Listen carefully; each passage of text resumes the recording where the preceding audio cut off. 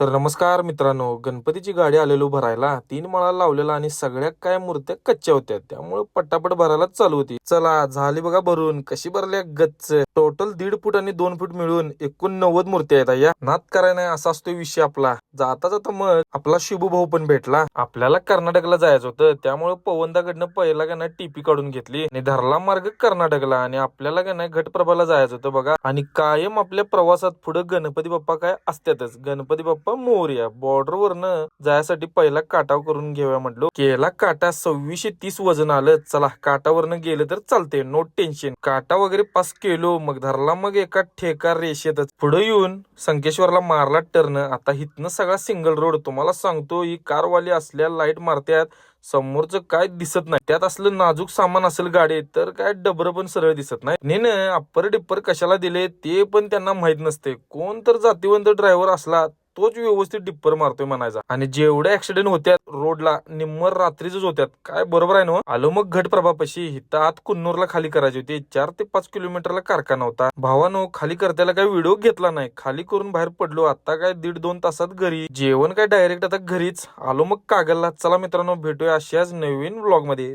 धन्यवाद.